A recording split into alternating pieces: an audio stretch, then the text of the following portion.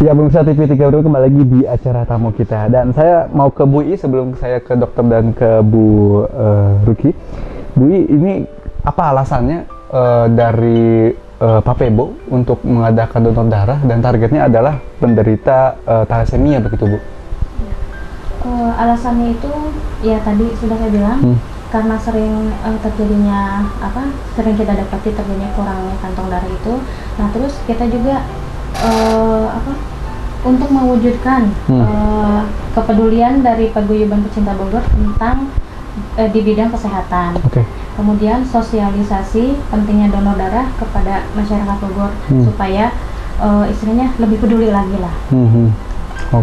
Nah berarti targetnya juga nanti mendapatkan darah dan untuk para penyakit thalassemia aja begitu, Bu ya? Iya. Nanti ini kan berarti akan ditaruh di PMI begitu, Bu? Nanti hasilnya sendiri, Bu ya? Mungkin, tapi kalau misalkan ada di samping thalassemia yang memang membutuhkan, bagaimana, Bu? Ya itu mungkin nanti ininya pihak PMI ya. Kita istilahnya nanti akan mengajak peserta dari member kita sendiri, terus juga masyarakat umum untuk ikut berdonor darah. Nah, untuk itu darah bisa dipakai atau enggaknya nanti kita serahkan semuanya kepada PMI. Ya. Nah, kalau untuk yang mau berdonor darah hanya bisa datang aja langsung atau bagaimana nanti? Ya bisa. Kalau misalnya memang mereka sudah menjadi member di Papebo, mungkin nanti ada di wall kita untuk daftar langsung, atau mungkin lewat siaran ini juga nanti kita bisa informasikan bahwa tanggal 23 ini November kita akan mengadakan di PMI cabang Kota Bogor di Jalan Kresna nomor 43. Nah, itu Indraprasta. Nah, itu bisa daftar langsung juga on the spot di sana. Jadi siapapun bisa langsung datang ke sana untuk mendonorkan darahnya begitu, Bu ya? Saya mau ke Dokter Wisnu lagi nih. Tadi sempat terpotong begitu, meningkat atau menurun nih jumlah thalassemia, penyakit thalassemia yang ada di Bogor begitu, Pak Dokter? Terima kasih. Jadi kemungkinan menurun kayaknya kok enggak, karena pastinya meningkat karena ini penyakit genetik ini diturunkan oleh kromosom dari orang tuanya, yang satu pembawa sifat ibunya, bapaknya.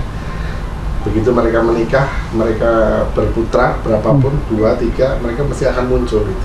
Jadi justru sebenarnya yang sedang kami dari rumah sakit PMI maupun PMI transfusi darah ini sedang kita galakkan kampanyenya itu untuk screening pranikah. Jadi diperiksakan darahnya sebelum pasangan pengantin itu menikah, diperiksa dulu gitu. Jadi seandainya ditemukan nanti satu pembawa sifat, itu kita pastikan putra mereka akan ada yang thalassemia. Itu bisa ditekan sebenarnya. Contohnya di negara Jepang itu angka thalassemia sudah 0, bisa 0 karena screening pranikah itu ditanggung oleh pemerintah. Jadi kalau kita sekarang kan pranikah syaratnya ada suntik tetanus gitu kan. Nah, itu di samping anti tetanus itu pranikahnya periksa thalassemia. Jadi begitu mereka kedapatan punya gen thalassemia masing-masing ini, kalau di Jepang penawarannya ada 2, pisah ganti pasangan atau silahkan lanjut menikah, jangan punya putra. Nah, itu yang belum kita tahu kalau kita terapkan di Indonesia bisa atau tidak. Kita pinginnya ke situ, betul. Ini masing-masing kalau misalnya satu yang prianya tidak punya sifat tapi yang wanita punya sifat itu bagaimana? Nggak muncul. Tapi mungkin putranya ada yang muncul pembawa sifat juga bisa. Tapi nggak sampai untuk jadi sakit thalassemia harus dari 2 kubu. Harus 2 ya, Bu? Ibu bawa, bapak bawa. Tapi ada nggak sih, Dok, obatnya misalnya seperti itu untuk menyembuhkannya dari penyakit thalassemia ini? Jadi gini, kalau sembuh yang ini dengan transplantasi sum-sum tulang, itu kalau sudah bicara transplantasi, bicara biaya luar biasa gede. Darah ini sifatnya sebenarnya cuma memperpanjang usia saja. Artinya darahnya yang sel sapi kita masukin dengan sel yang sehat, dia akan seger lagi. Setelah berapa bulan, darah kan ada umurnya, Mas. Jadi umur 120 hari dia akan mati sendiri. Diganti darah yang baru. Nah, sementara darah yang baru mereka nggak bisa bikin. yang bisa bikin siapa? Donor ini pada mau donor. Jadi bergantung sama donor, nah mereka sangat bergantung sama donor. Oke. Jadi kegiatan Pak Bebo ini memang sangat dibutuhkan begitu ya. Apalagi tadi kalau dengar kata dokter, ternyata jumlah penyakit ya yang ada di Bogor, terutama yang menderita thalassemia meningkat begitu ya. Betul. Karena memang ini genetik nih. Oke, salah satu cara nanti ada pranikahnya harus di screening dulu, dites dulu begitu ya, tes darahnya gitu. Oke, saya mau ke Bu Ruki ya, dari pengurus Pak Bebo. Pak Bebo ini salah satunya kegiatan ini. Ini sangat memang bagus sekali begitu Bu. Dan apa Bu harapannya sih Bu sebenarnya kegiatan yang dilakukan dari Pak Bebo selama ini untuk paguyuban pecinta Bogor, terutama untuk para penyakit thalassemia ini? Untuk yang donor ini, ya kalau untuk donor ini pertama karena kita mainnya tuh di Facebook kan dengan member yang lumayan besar. Nah itu kita mau sharing gitu ya ke teman-teman member gitu mengenai yang pertama adalah manfaatnya donor, karena banyak juga yang pengen donor cuman takut gitu, yang takut jeruk suntik apa gitu. Tapi dengan kita sharing manfaatnya dengan donor itu apa, mungkin nanti sama Pak Dokter bisa jelaskan juga ya. Manfaatnya donor itu juga sebenarnya kan juga bagus. Kemudian juga itu kita donor untuk apa? Untuk anak-anak yang penderita thalassemia. Nah, kita juga sharing juga apa sih thalassemia, itu sedikit banyak kita udah share juga. Jadi alhamdulillah sih dari yang kita pertama adakan 3 bulan lalu, bulan Agustus ke yang nanti November nanti, itu peningkatannya cukup signifikan. Oh, Agustus juga pernah mengadakan ya? Oh, yang kedua ya? Untuk thalassemia juga Bu? Sama. Nah, kalau bicara Agustus kemarin bagaimana Bu? Antusias mungkin masyarakat dan lain-lain Bu?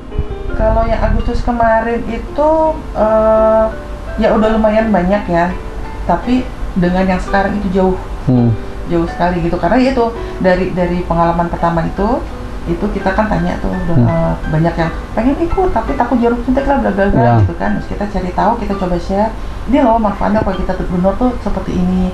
Terus untuk apa sih thalassemia, sedikit banyak kita juga kita share gitu, walaupun mungkin nggak sedetail sama dokter gitu kan, tapi sedikit banyak itu udah mulai menggugah tuh gitu. Dan kebetulan yang sekarang itu kita udah lebih katakan lebih siap ya untuk donor. Jadi selain di wall, kita juga di share di wall masing-masing pribadi. Jadi nggak hanya member aja, jadi temennya temen gitu. Jadi dan bukan hanya warga Bogor aja kali kalau gitu jadinya Bu ya? Bisa datang ya? Paling jauh ya kemarin gitu. Dari luar Bogor ada sih. Ada ya? Ada. Oke, jadi bukan hanya warga Bogor bisa ikut dalam kegiatan ini, karena emang ini kan di media sosial Pak ya. Jadi bisa siapa aja juga melihat, mendengar gitu kan. Siapa tahu tinggalnya di Jakarta lagi main ke Bogor, donor dulu gitu. Bisa juga. Oke, tapi apa Bu kira-kira program yang akan dilakukan dari Pak Bebo sendiri setelah terbentuknya Pak Bebo ini begitu Bu? Untuk kedepannya? Kalau Pak Bebo sendiri sebenarnya sih sudah komit untuk melakukan kegiatan, ya banyak kegiatan gitu kan, yang sifatnya yang saya bilang tadi berdampak langsung sama masyarakat Bogor. Antara lain sosial udah pasti, ya kan, antara lain ini gitu kan, antara lain donor. Kemudian juga mungkin ada ya selain sosial juga kita ada fun-funnya lah ya, seperti ada gathering, terus mungkin ada mancing atau lomba foto atau apa.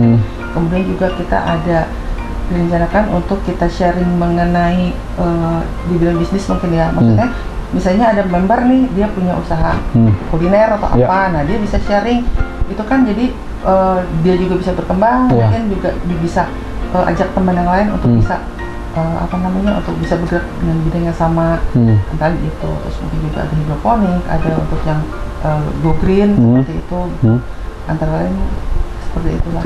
Oke, jadi banyak kegiatan yang bisa dilakukan ya Bu ya. Dengan banyak masa juga begitu yang ada di media sosial, juga bisa mengadakan kegiatan juga memang mudah, jadi bisa langsung share banyak gitu kan. Oke, di samping itu juga bisa tadi ada informasi mengenai uang makan atau apa juga, jadi saling berbagi lah, saling berbagi gitu. Oke, saya ke dokter lagi. Dok, tadi juga kata ibunya nih banyak yang takut Dok gitu ya. Disuntik nih. Banyak yang takut nih Dok, takut jarum suntik katanya Dok nih. Sebenarnya apa manfaat dari donor darah Dok? Manfaat donor darah. Pertama, darah itu sebenarnya punya usia seperti saya kemukakan tadi. Sel darah merah itu diproduksi oleh sumsum tulang belakang kita.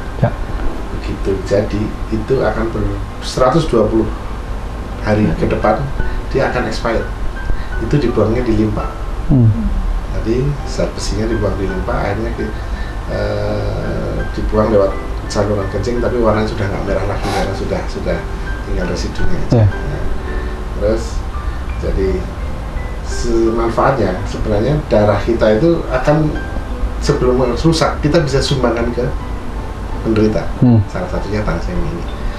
Jadi sebelum kita buang sekitar di expired kita kasihkan ke orang itu masih bermanfaat gitu. Intinya kita tetap akan berproduksi lagi satu. Itu situasinya akan kita akan berganti darah ya sebelum kita bermanfaat. Yang kedua yang kadang-kadang orang tidak tahu kenapa sih donor darah kan darahnya didapatkan gratis. Tapi saat kita butuh kok kita jadi keluar biaya untuk darah itu gitu ya. Jadi karena darah yang kita kumpulkan itu sebenarnya mengalami proses apa? Pemeriksaan mas, pemeriksaan screening. Screening itu yang kita periksa ada 4 parameter penyakit. Penyakit apa? Penyakit yang kuman atau virusnya bisa menetap di dalam darah sampai seumur hidup. 1. HIV. 2. Sifilis. Yang ketiga hepatitis B. Yang keempat hepatitis C. Itu manfaatnya, artinya kalau setiap pendonor darah mendonorkan darahnya pasti akan diperiksa itu 4-nya. Begitu mereka mau donor lagi, seandainya mereka ada yang terkontaminasi dari salah satu, kita akan kasih tahu, maaf donor darahnya ditahan dulu, kita periksa ulang lagi. Jadi ada yang positif di sini, aktif, bisa nggak bilang positif. Kalau positif itu diagnostik. Diagnostik itu berarti Anda sakit. Kalau kami nggak bilang pendonor itu semua sehat, tapi darahnya ada yang terkontaminasi, pasti ada beberapa. Itu kita akan stop, kita kasih tahu bahwa itu akan kita screening sekali lagi. Seandainya masih positif sampai 3 kali, kita sarankan donornya stop saja. Karena apapun yang diberikan darah pada pasien akan terkontaminasi, nggak akan bisa dipakai. Jadi kalau darah melalui screening itu kan satu itu butuh biaya yang tidak sedikit ya karena penyakit itu.